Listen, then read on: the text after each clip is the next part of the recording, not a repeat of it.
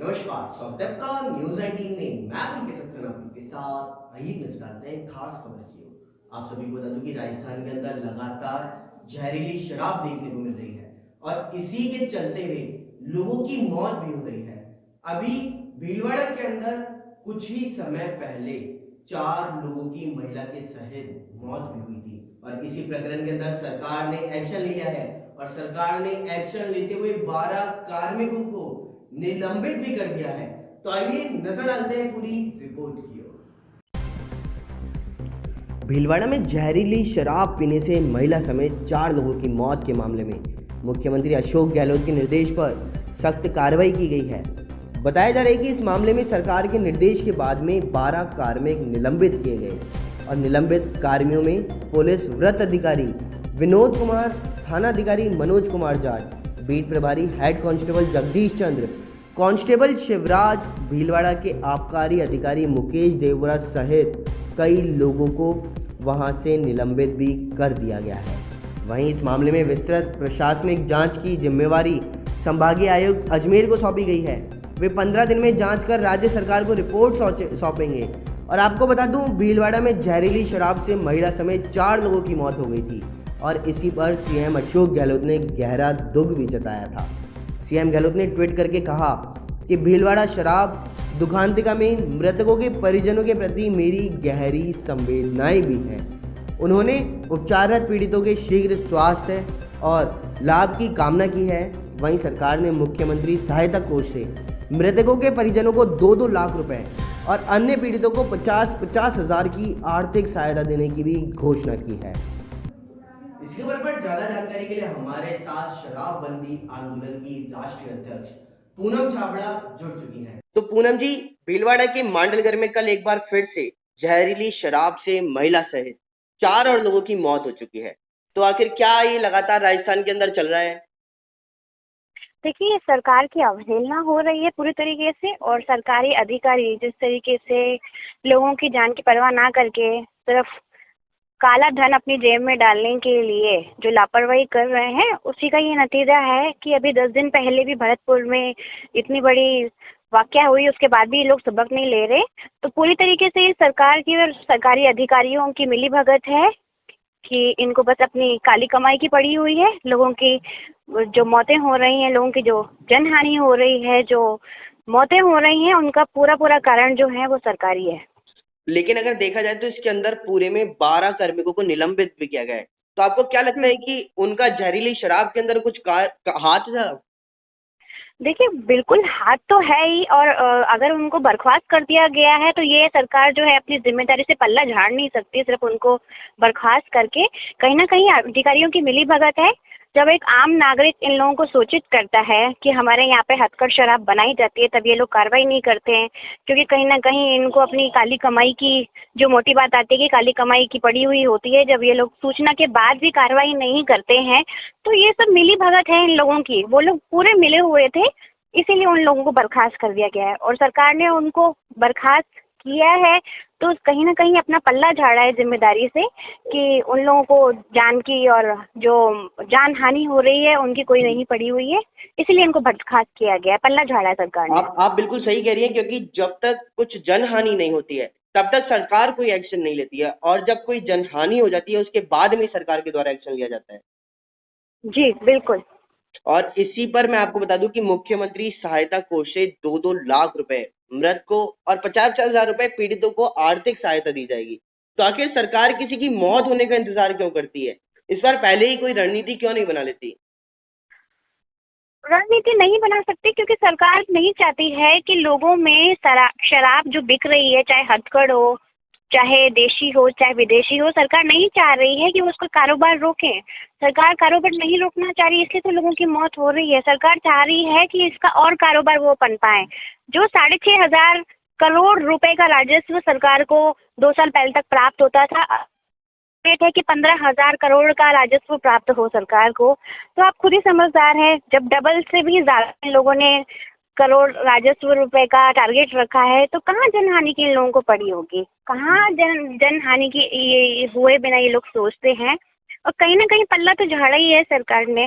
जनहानि के बाद में ही जागते हैं, क्योंकि उनको ये है ना कि आप ये इस पर क्या कर सकते हैं, क्या 2-2 लाख रुपए देकर 50-50 हजार रुपए देकर आप जिनकी मौत हुई है जिस परिवार में, उन सदस्यों को लेकर आ सकते हैं वापस? क्या ये जिंदगी भर के लिए उन लोगों को वो राशि दी गई है? क्या इतने रुपयों में उनका घर परिवार चल सकता है? जो बच्चे, बिल्कुल जो बिल्कुल माताएं क्योंकि बहनें जिन्होंने अपने परिवार का सदस्य खोया है, क्या वो पूरे जिंदगी भर की उन लोगों की, जिस व्यक्ति की शहादत हुई है, जिस व्यक्ति की मौत हुई है, क्या वो वापस आ सकता है इन पैसों बिल्कुल से? वो तो वापस नहीं आ सकते हैं, लेकिन मैं आपको बता दूं कि 5 किलोमीटर के दायरे के अंदर 3 दुकानों को सीज किया गया है सरकार के द्वारा। तो आखिर सीज तो ये अभी किया गया है, लेकिन 5 किलोमीटर के दायरे में 3 दुकानें होना बहुत ही बड़ी बात है। ये वही बात है पुलकित जी, मैंने इसके पहले वाले इंटरव्यू में भी आपसे बताया था कि एक लाइसेंस शुदा दुकान पे ये लोग 6-6 दुकानें अवैध तरीके से खोल कर बैठे हैं, और मिली भगत के बिना, सरकार की और अधिकारियों के बिना मिली भगत के ये पॉसिबल हो नहीं सकता। एक लाइसेंस पे 5 दुकानें कैसे खुल सकती हैं? तो 5 किलोमीटर में अगर 3 दुकानें हैं तो इसका मतलब आप खुद समझदार हैं कि सरकार और अधिकारी किस तरीके से मिली जुलत करके बैठे हुए हैं। एक लाइसेंस पे 3-3 दुकानें खोल के बैठे हैं, तो बिल्कुल सब लोगों की मिली भगत है। ये इन लोगों की बिना जानकारी के तो वहाँ पर चल नहीं रही थी, इनको सब मालूम था, लेकिन जनहानि हुई और हमें ये एक बेहद दुखद हादसे का जो है लोगों को शिकार होना पड़ा, और हमें ये किस्सा फिर से 15 दिन में एक दोबारा नया किस्सा सुनने को मिला। बिल्कुल बिल्कुल, तो इस पर ज़्यादा जानकारी देने के लिए आपका बहुत बहुत धन्यवाद, और आगे भी आप इस पर जानकारी देते रहिएगा। इस वक्त की बड़ी खबर आ रही है अजमेर से। आपको बता दें कि अजमेर में लगी धारा 144, नहीं होगा उर्स मेले का आयोजन। उर्स के दौरान धार्मिक रस्म की होगी अदायगी। साथ ही कलेक्टर एसपी ने दरगाह अधिकारी से की अपील। उर्स के दौरान नहीं होगी किसी भी तरह की व्यवस्था, जायरीन से भी जा रही है अपील। शहर में लगी है धारा 144।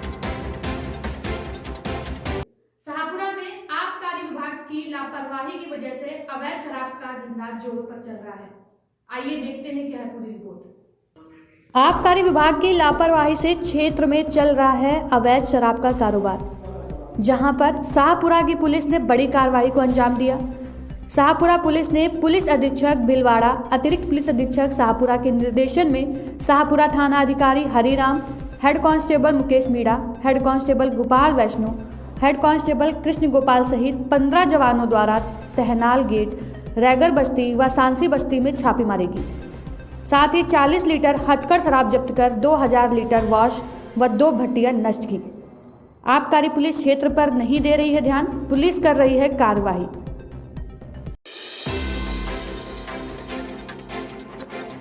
सीकर से इस वक्त बड़ी खबर हमारे पास आ रही है। आपको बता दें कि इस बार नहीं लगेगा खाटू श्याम जी का लक्खी मेला।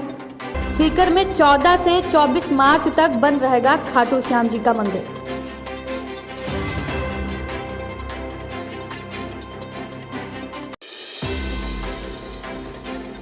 ऑनलाइन भी दर्शक नहीं कर सकेंगे खाटू श्याम जी के दर्शन। जिला कलेक्टर ने बैठक में लिया निर्णय।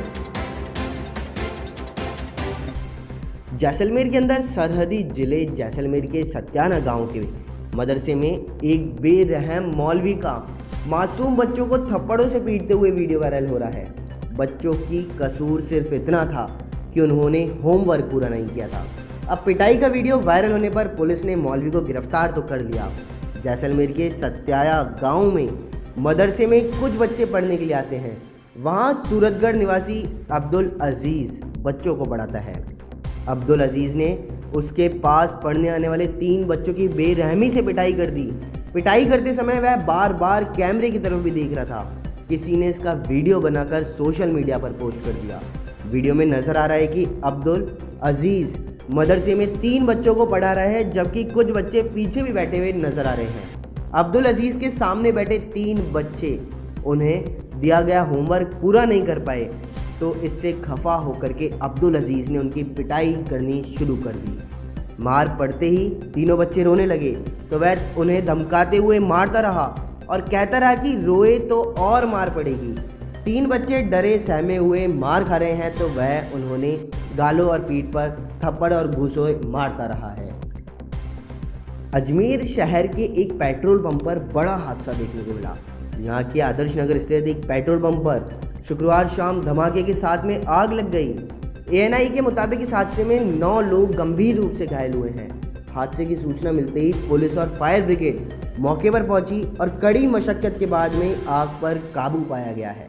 डीएम ने इस घटना की जांच के आदेश दिए हैं और जानकारी के मुताबिक आप सभी को बता दूं, हादसा शाम के समय उस वक्त हुआ जब पेट्रोल पंप परिसर में बने एलपीजी इस टैंक को सीएनजी में बदले जाने की प्रक्रिया चल रही थी। बताया जा रहा है कि टैंक में कुछ एलपीजी गैस बकाया थी। टैंक को साफ करने के लिए जनरेटर लगाया गया था।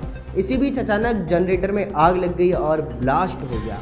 आग भड़कने से वहां रखे ट्रक का ड्राइवर भी झुलस गया, जबकि पेट्रोल पंप मालिक सुरेंद्र दुआ, बेटा जतिन दुआ, भारत पेट्रोलियम के अधिकारी समेत 9 लोग आग से झुलसते हुए भी नजर आए हैं। सभी को हादसे के फौरन बाद अस्पताल में भर्ती कर दिया और इस हादसे के बाद में जिला प्रशासन के अधिकारी भी मौके पर पहुंच गए और जिलाधिकारी ने इस हादसे की जांच के लिए एक टीम का गठन कर रिपोर्ट मांगी है। राजस्थान में जाते जाते सर्दी अपना जबरदस्त असर दिखा रही थी। प्रदेश के कई जिलों में शीतलहर चलने का दौर अभी भी जारी है। राज्य के एकमात्र हिल स्टेशन माउंट आबू में जनवरी के अंत में सर्दी का गत 15 वर्षों का रिकॉर्ड टूट चुका है। वहां पर गुरुवार रात को जहां पारा -4.6 डिग्री दर्ज किया गया, तो वहीं पारा शुक्रवार की रात को -2.2 डिग्री पर अटका रहा था। मौसम विभाग के अनुसार शनिवार और रविवार को भी शीतलहर से राहत मिलने गई। वहीं सोमवार से मौसम में बदलाव होगा और सर्दी का असर काफ़ी हद तक कम हो जाएगा।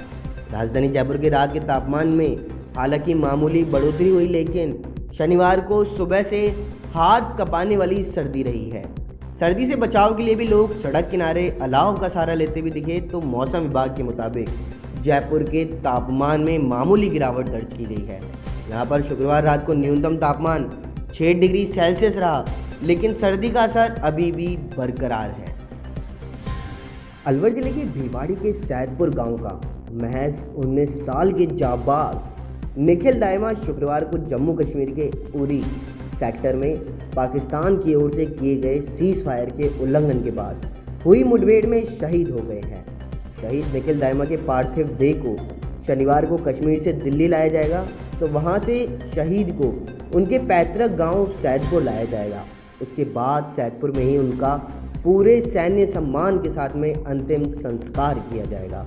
सीएम अशोक गहलोत ने ट्वीट कर कहा कि निखिल ने देश के लिए सर्वोच्च बलिदान दिया है। गहलोत ने जाबाज निखिल की शहादत को नमन करते हुए ईश्वर से परिजनों को संबल प्रदान करने की प्रार्थना की है। तो सीएम ने कहा कि इस कठिन घड़ी में हम सब शोक संतप्त परिवार के साथ में खड़े हुए हैं। जानकारी के अनुसार भिवाड़ी इलाके का सबसे कम उम्र में शहीद होने वाला देश का जाबाज सिपाही निखिल दाइमा अप्रैल 2019 में 3 राजपूत रेजिमेंट में भर्ती हुए थे। शुक्रवार पाकिस्तान की ओर से सीज फायर का उल्लंघन किया गया था। वह पाकिस्तानियों को मुंह तोड़ जवाब देते हुए अपने प्राणों को न्यौछावर कर दिया। निखिल दाइमा के पिता एक टैक्सी ड्राइवर हैं और शहीद का छोटा भाई चंदन दाइमा भिवाड़ी में 10वीं कक्षा में पढ़ाई कर रहा है। राजस्थान में शुक्रवार को कोरोना वायरस संक्रमण से 2 और मरीजों की मौत हो गई है, जबकि 103 नए मामले सामने आने के बाद राज्य में संक्रमितों की कुल संख्या 3,17,292 हो गई। अधिकारियों ने बताया कि शुक्रवार की शाम 6 बजे तक बीते 24 घंटे में राज्य में कोरोना वायरस संक्रमण से 2 व्यक्तियों की मौत हो गई थी, जिससे राज्य में अब तक मृतकों की संख्या बढ़कर के 2765 हो गई है। उन्होंने बताया कि शुक्रवार को राज्य के 33 जिलों में से 11 जिलों में कोरोना वायरस संक्रमितों की संख्या 0 दर्ज की गई है। तो अधिकारियों ने बताया कि इस दौरान संक्रमण के 130 नए मामले भी सामने आए हैं। वहीं राज्य में इस घातक वायरस से संक्रमितों की अब तक कुल संख्या 3,17,292 हो गई, जिनमें से 2,395 रोगी अभी भी उपचाराधीन हैं। नए मामलों में से जयपुर के अंदर 18, जोधपुर में 12, अजमेर में 10, भीलवाड़ा कोटा में 9, नागौर में 8 नए संक्रमित शामिल हैं। तो उन्होंने बताया कि इसी दौरान राज्य में 265 लोग कोरोना वायरस संक्रमण से ठीक भी हुए हैं और राज्य में अब तक कुल 3,12,132 लोग ठीक हो चुके हैं। उदयपुर से बड़ी खबर सामने आई है। आप सभी को बता दूं, उदयपुर के अंदर पत्रकार रोहिणी सिंह को रेप की धमकी देने के मामले के अंदर सीएम अशोक गहलोत के निर्देश के बाद में उदयपुर पुलिस आई थी हरकत में। यहाँ बड़ी खबर हम आप तक पहुँचा रहे हैं कि पत्रकार रोहिणी सिंह की रेप की धमकी देने के मामले में सीएम के निर्देश के बाद में उदयपुर पुलिस आई थी हरकत में। तो वहीं पूरी रात आरोपी को तलाशने में लगे रहे हैं पुलिस के आला अधिकारी। साथ ही आपको बता दूं, आखिर उदयपुर पुलिस को मामले में सफलता मिलती हुई नजर आई है। आरोपी युवक कपिल सिंह को हिरासत में ले लिया गया। राजस्थान विश्वविद्यालय के मुख्य द्वार पर महात्मा गांधी के शहादत दिवस को किसान हत्या दिवस के रूप में मनाया गया। संयुक्त किसान मोर्चा के तत्वाधान में यूथ फॉर किसान के बैनर तले राजस्थान विश्वविद्यालय के मुख्य द्वार पर महात्मा गांधी की शहादत दिवस को किसान हत्या दिवस के रूप में मनाया गया, जहां युवाओं तथा किसानों ने उपवास रखकर देश में सद्भाव की प्रार्थना की। आज आपने यहाँ पे धरना दिया है, क्या वजह है इसकी? थोड़ा सा आज गांधी की शहादत दिवस को हम किसान हत्या दिवस के रूप में मना रहे हैं। आज के दिन गांधी जी की शहादत हुई थी और अभी अभी हम देख रहे हैं कि किसान आंदोलन की हत्या की जा रही है, और वो भी सरकार की साजिश के द्वारा। हम यहाँ दो सवाल पूछ रहे हैं। इस जो किसान की परेड थी 26 जनवरी को, इस दिन सरकार ने कहा कि कुछ किसान जो है लाल किले पर कोई धार्मिक झंडा फहरा दिया। हमने पहला सवाल लिखा है, क्या कुछ तथाकथित कुछ लोग लाल किले की प्राचीर तक पहुंच सकते हैं?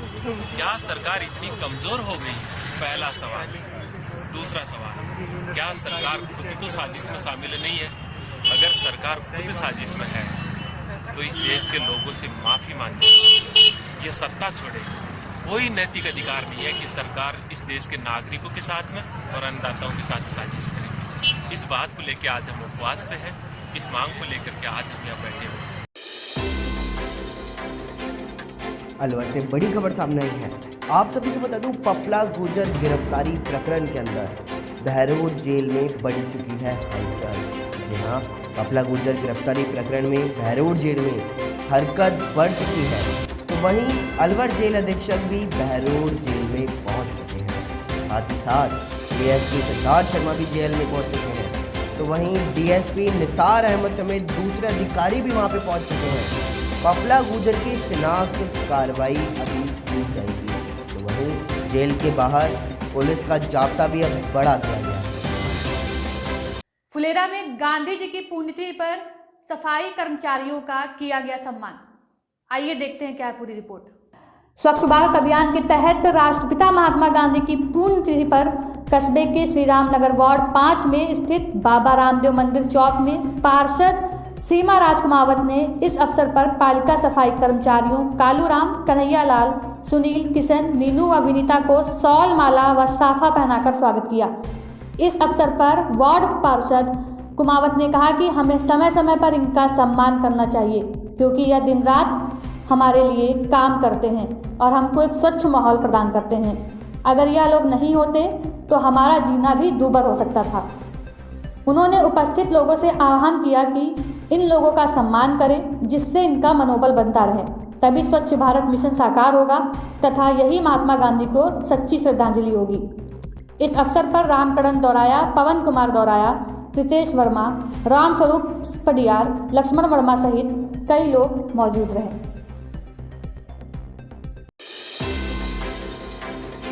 इस वक्त की बड़ी खबर आ रही है पपला गुर्जर को लेकर, जहां पपला गुर्जर को 11 फरवरी तक रिमांड पर भेजा गया है। आपको बता दें कि एसीजीएम कोर्ट बहरोड में पेश किया गया था।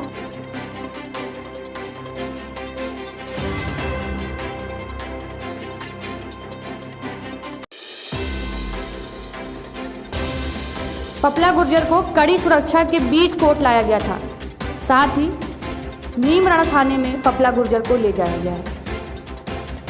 फुलेरा में रेलवे संघ मजदूरों ने किया 9 वर्ष स्नेह मिलन का आयोजन।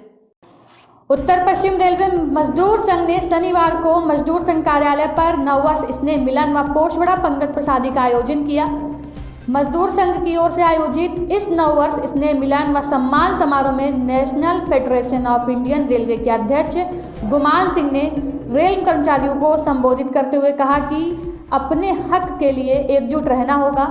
रेल कर्मचारियों अपने खून पसीने से रेलवे को सींचना है। उन्होंने बतौर मुख्य अतिथि यह व्यक्त कहे। इस अवसर पर मजदूर संघ पदाधिकारियों ने सभी आगंतुक अतिथियों का माला व साफा पहनाकर स्वागत किया। कार्यक्रम की शुरुआत मजदूर संघ कार्यालय पर दिनेश सुलोरिया व साथियों के द्वारा संगीतमय सुंदरकांड पठन के साथ की गई। इस दौरान NFIR अध्यक्ष गुमान सिंह ने कहा कि रेल प्रशासन द्वारा आज रनिंग स्टाफ को एवरेज स्पीच के लिए प्रताड़ित किया जा रहा है तथा रेलवे का निजीकरण किया जा रहा है, जो रेल कर्मचारियों के साथ अन्याय है।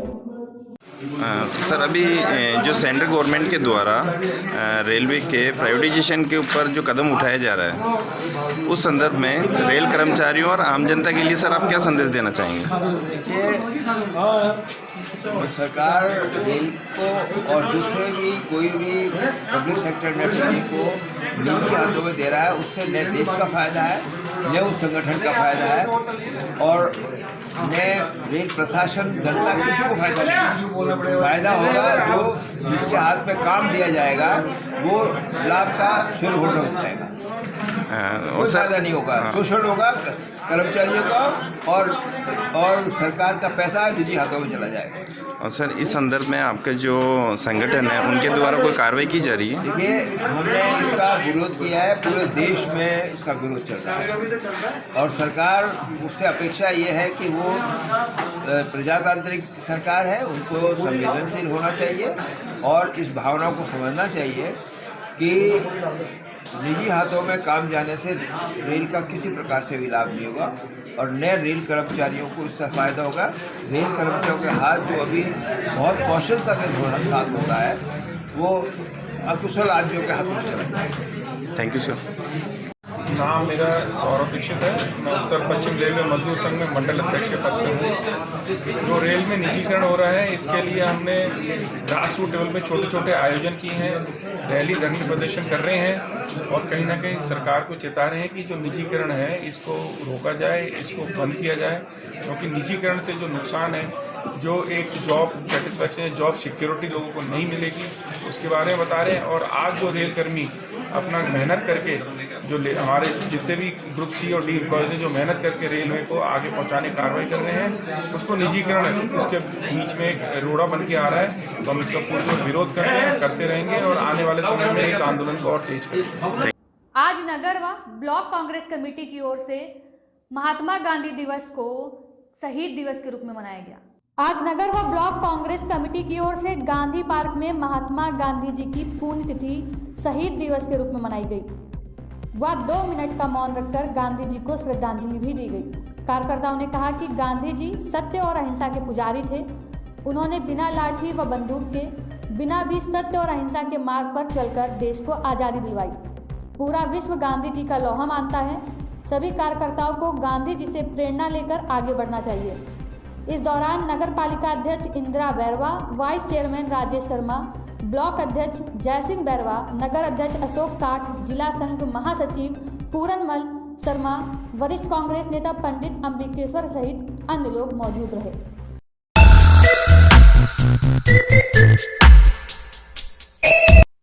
नमस्कार, स्वागत है आपका न्यूज 18 में। मैं पुलकित सक्सेना आप लोग के साथ। आइए एक नजर डालते हैं अखबार की सुर्खियां मेरे साथ। आप सभी को बता दूं कि किसान आंदोलन लगातार बढ़ता हुआ जा रहा है और रुकने का नाम बिल्कुल भी नहीं ले रहा है। एक बार फिर 40 खाप के किसान आंदोलन करने के लिए आज गाजीपुर कूच करेंगे। इसी के साथ आप सभी को बता दूं कि कल का अगर देखा जाए तो कल किसान और पुलिस दल के बीच में झड़प देखने को मिली है और इसी झड़प के अंदर किसानों के द्वारा तलवार भी जलाई गई है।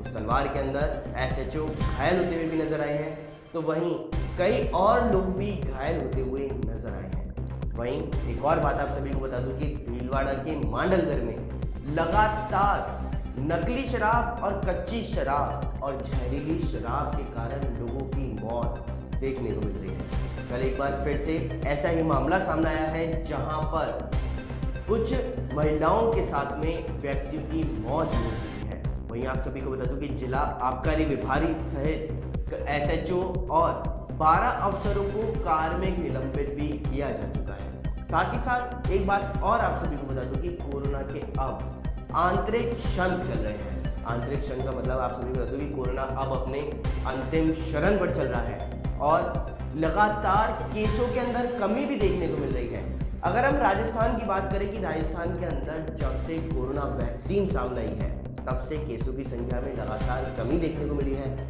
आखिर ये कमी आई क्यों है, मैं आप सभी को बताता हूँ, क्योंकि आप सभी को लगता है कि ये कमी कोरोना वैक्सीन के आने के बाद में आई है, लेकिन आप सभी को बता दूं कि लोगों के अंदर डर अब कोरोना के प्रति खत्म होता हुआ नजर आया है और अब देखा जाए तो लोग अपनी कोरोना जांच ही नहीं करा रहे हैं। अगर कोरोना सैंपल नहीं करवाए जाएंगे तो फिर आखिर केस कैसे सामने आएंगे। ये बहुत बड़ी बात मैं आप सभी को बता रहा हूँ कि आखिर कोरोना की जांच ही नहीं कराई जाएगी तो फिर कैसे केस सामने आएंगे। वहीं आप सभी को एक बात और बता दूं कि 50,000 से लेकर के अभी तक कुछ ऐसे लोग हैं जिनके 10 लाख रुपए तक कोरोना के अंदर जांच हो चुकी है। ये बात आप सभी को बता दूं कि जब से पिछले 10 महीने के अंदर कोरोना सामने आया है तब से अस्पतालों की चाक चौबंद बढ़ती हुई नजर आई है, क्योंकि लगभग 3 लाख मरीज इसके अंतर्गत सामने आए हैं और कुछ मरीज ऐसे हैं जिनको अस्पताल के अंदर ही इलाज करवाना पड़ा है। उन सभी का लगभग 50,000 से लेकर के 10 लाख रुपए तक एक व्यक्ति का खर्चा देखने को मिला है। तो इससे लगातार लोगों की जेबें गर्म हुई हैं और जेबें गर्म होने के कारण लोग अब कोरोना की जांच भी नहीं करा रहे हैं। वहीं अब राजस्थान में कोरोना के केस लगातार कम हो गए हैं। तो अगर हम आंतरिक क्षणों की बात करें तो अस्पताल के अंदर जो भारी सरकार लगाया गया था, क्योंकि 2 लाख लोग अस्पताल में अपना इलाज करवा चुके हैं और इनमें से 50,000 से लेकर के 10 लाख लोगों को अभी पैसे भी देने पड़े हैं। वहीं एक बात और आप सभी को बता दूं कि अब कोरोना वैक्सीन के आने के बाद में देश में लगातार कमी देखने को मिली है। अगर हम बात करें तो 27 जनवरी तक के आंकड़े की आप सभी को बता दूं कि अब तक 9,52,305 सैंपल लिए जा चुके हैं, लेकिन उसके अंतर्गत अब 58,830 लोग संक्रमित पाए गए थे। तो उनमें से 57,745 लोग अब ठीक भी हो चुके हैं और अगर वहीं हम बात करें तो 571 लोग अभी भी एक्टिव राजस्थान के अंदर बताए जा रहे हैं। तो इस अखबार की सुर्खियों के अंदर बस इतना ही। देखते रहिए न्यूज़ 19। नमस्कार। दौसा के अंदर फूड पॉइजनिंग से बिगड़ी है तबीयत। एक ही परिवार के 5 लोगों की तबीयत बिगड़ती हुई नजर आई है और एक बार इलाज करवाकर चल रहे थे घर, लेकिन फिर से तबीयत बिगड़ने पर अस्पताल पहुंच चुके हैं। कर्णी विहार कॉलोनी का यह प्रकरण बताया जा रहा है। शहीद दिवस पर आज मुख्यमंत्री अशोक गहलोत राज्य स्तरीय कार्यक्रम में भाग लेंगे। कला, साहित्य, संस्कृति एवं पुरातत्व विभाग का राज्य स्तरीय कार्यक्रम डॉक्टर SN सुब्बाराव भी VC के माध्यम से कार्यक्रम में मौजूद रहेंगे। सीकर के अंदर शेखावाटी में सर्दी का सितम लगातार जारी है। आज चौथे दिन भी पारा जमाव बिंदु के नीचे रहा है। आज फतेहपुर में -1.2 डिग्री तापमान रहा, तो वहीं एक सप्ताह से चल रही शीतलहर और अगले 24 घंटों में और आएगी पारे में गिरावट। PCC चीफ गोविंद सिंह डोटासरा पहुंचे हैं भिंडर। गजेंद्र सिंह शेखावत के निधन पर शोक भी व्यक्त कर रहे हैं और साथ ही श्रद्धांजलि अर्पित कर शोकाकुल परिवार को दे रहे हैं सांत्वना। वल्लभगढ़ विधायक क्षेत्र के कई कांग्रेस कार्यकर्ताओं और पदाधिकारी भी वहां पे मौजूद हैं और कुछ दिन पहले हुआ था वल्लभनगर विधायक शेखावत का निधन। राजधानी जयपुर के अंदर लगातार सियासी गपशप देखने को मिली है। आप सभी को बता दूं, मेवाड़ दौरे में यह ताकत देखने को मिली है और PCC चीफ गोविंद सिंह डोटासरा ने ताकत दिखाई है। कार्यकर्ताओं के बीच जोश भरने का काम भी किया। गुटों में बटे नेताओं को एक जाजम पर लाने का प्रयास अभी भी जारी है और चित्तौड़ और भीलवाड़ा की कांग्रेस में गुटबाजी अभी भी चरम पर है। कमोन्नत राजकीय बालिका माध्यमिक विद्यालय का उद्घाटन किया गया। आइए देखते हैं क्या है पूरी खबर। दौसा जिले के उपखंड मुख्यालय रामगढ़ पचवाड़ा पर आज नव क्रमोन्नत राजकीय बालिका माध्यमिक विद्यालय का फीता काटकर उद्योग एवं उपक्रम मंत्री प्रसादी लाल मीणा ने उद्घाटन किया। कार्यक्रम के दौरान ग्रामीणों ने उद्योग मंत्री एवं उपक्रम मंत्री प्रसादी लाल मीणा का फूल माला और साफा बंधवाकर स्वागत किया। वहीं कार्यक्रम की अध्यक्षता सरपंच घनश्याम खटिक ने की। उद्घाटन समारोह के दौरान पूर्व सरपंच रामविलास जांगीड़, खादी ग्रामोद्योग अध्यक्ष दिनेश मिश्रा सहित कई लोग मौजूद रहे। कार्यक्रम के दौरान शाला स्टाफ ने सभी का फूल माला व साफा बंधवाकर स्वागत किया। इस अवसर पर यूथ ब्लॉक कांग्रेस अध्यक्ष धीरज शर्मा ने बालिका विद्यालय में वाटर कूलर दान किया। को दोनों ही विद्यालय जो बालिकाओं का बनाया है उनके लिए हम जो मेरे पास विभाग है रीको उससे 1-1 करोड़ रुपए बिल्डिंग के निर्माण के लिए देंगे। 1-1 करोड़ रुपए बिल्डिंग के अधिकारियों को कह दिया। 1-2 दिन में आके विद्यालय में और रामविलास जी से संपर्क कर लेंगे किस तरह कहाँ बिल्डिंग बनानी है। 1 करोड़ रुपए पहली किस्त में देंगे और स्पेशल रामगढ़ के लिए 50 लाख रुपए और बिल्डिंग के लिए देंगे माडा योजना से। वो भी मंत्री जी से बात हो गई। रामगढ़ को 1.5 करोड़ रुपए हम इसी साल देंगे। आपके अप्रैल के बाद आपको सारी औपचारिकताएं पूरी करके माडा की तो सैंक्शन अभी निकल जाएगी और माडा का काम रीको का काम रीको से कराएंगे। माडा का जो 50 लाख का काम आएगा वो हम ग्राम पंचायत से कराएंगे। अब उसमें देखते कौन सा काम अच्छा है। सरपंच जी को भी 50 लाख का काम देंगे। ये कहते हैं हमको काम नहीं देते। आपको 50 लाख का ग्राम पंचायत को देंगे। 1 करोड़ का काम रीको कंपनी करेगी, वो उनके अधिकारी करेंगे। दोनों ही काम अच्छे होने चाहिए क्योंकि विद्यालय कभी कभी बहुत समय बाद विद्यालय बन रहे हैं। इसलिए दोनों ही विद्यालय डिडवाना में भी 1 करोड़ देंगे। दोनों ही विद्यालय एक साथ खोले, दोनों बालिकाओं के हैं। यहाँ 1.5 करोड़ देंगे क्योंकि अच्छी हेडक्वार्टर है, स्कूल की स्थिति भी ठीक नहीं है। और माडा में अगर अच्छा काम कराओगे सरपंच जी आप तो आपको ये पूरा काम होने के बाद 50 लाख रुपए और दूंगा इस विद्यालय के लिए। इस खबर में बस इतना ही। बने रहिए न्यूज़ 19 के साथ। नमस्कार।